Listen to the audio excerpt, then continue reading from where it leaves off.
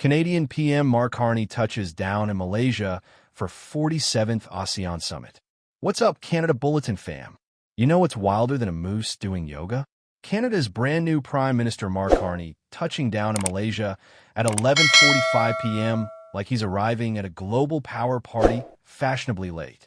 And let me tell you, this isn't just another diplomatic handshake session. This is Carney's first international flex since taking office in March, and he brought the entire squad. We're talking spouse Diana Fox Carney, Trade Minister Maninder Sidhu, and probably enough Tim Hortons gift baskets to fuel ASEAN for a year. But before we dive into why this matters more than you think, smash that subscribe button because we're about to break down the biggest Canadian diplomatic move of the year. And trust me, you don't want to miss what happens when maple syrup meets Southeast Asian spice. All right, let's paint the picture here. So picture this. It's nearly midnight on October 24th. Most of us are doom scrolling through TikTok or arguing about pineapple on pizza. Meanwhile, Prime Minister Carney's aircraft is descending into the Bunga Raya complex at KLIA. And yes, that's the VIP section where they roll out the metaphorical red carpet. And speaking of rolling out carpets, Malaysia went full royal treatment here. We're talking about a 28-person guard of honor from the 1st Battalion of the Royal Malay Regiment. That's not just showing up with a welcome sign from Staples, folks. That's the international relations equivalent of your friend's mom bringing out the fancy china when you visit. Housing and Local Government Minister Na Korming was there to greet Carney personally. Now, you might be wondering, why the housing minister?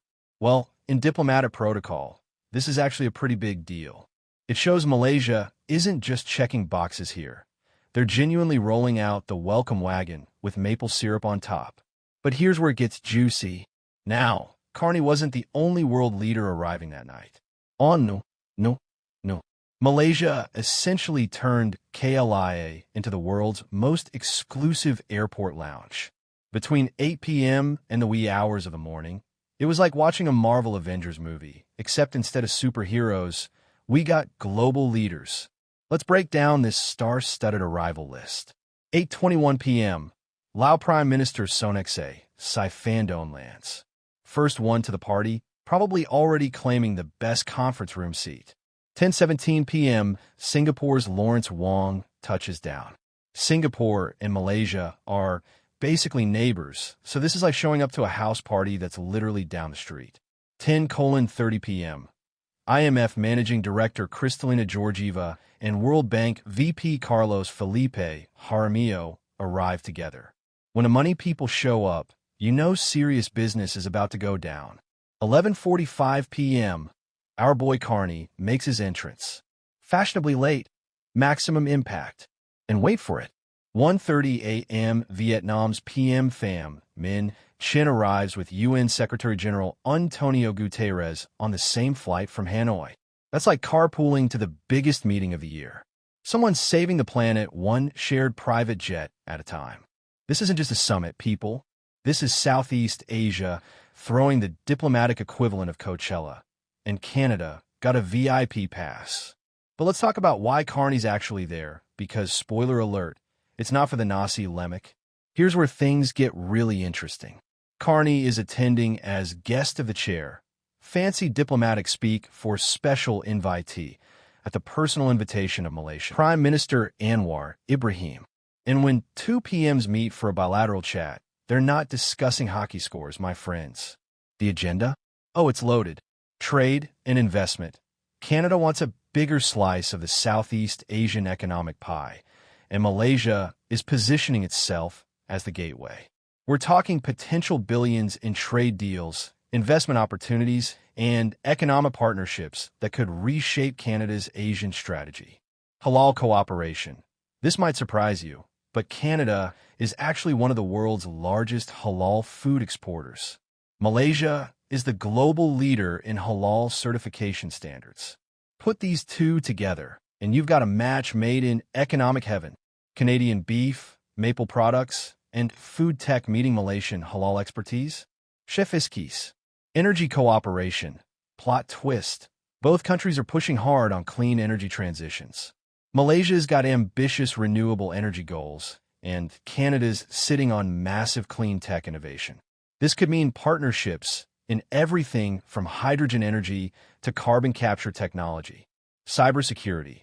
In a world where digital threats are scarier than a Canadian winter without heating, both nations are looking to beef up their cyber defenses. Expect discussions on intelligence sharing, tech collaboration, and protecting critical infrastructure. People-to-people connectivity, translation, making it easier for Canadians and Malaysians to visit, study, work, and do business in each other's countries. Think expanded visa programs, student exchanges, and tourism initiatives. This isn't just diplomatic small talk over tea. This is Canada strategically positioning itself in one of the world's fastest-growing economic regions. Now let's zoom out for a second, because this is bigger than just one summit. Okay, Canada Bulletin, I hear you saying, why should I care about some summit halfway across the world? Excellent question. Let me break it down. First, this is Mark Carney's debut on the global stage as PM. Remember, this guy was literally the governor of the Bank of Canada and the Bank of England. He's not your typical politician. He's an economist who understands global markets like you understand your Netflix password. His first international trip being to Southeast Asia sends a massive signal about Canada's priorities.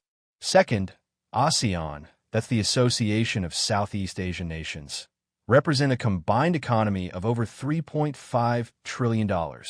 That's bigger than India's economy. For Canada to have a seat at this table means potential new jobs, investment opportunities, and economic growth that could directly impact your wallet. Third, in a world where everyone's talking about China, the US, and geopolitical tensions, Canada is making a smart play by strengthening ties with ASEAN nations. It's like diversifying your investment portfolio, but for an entire country.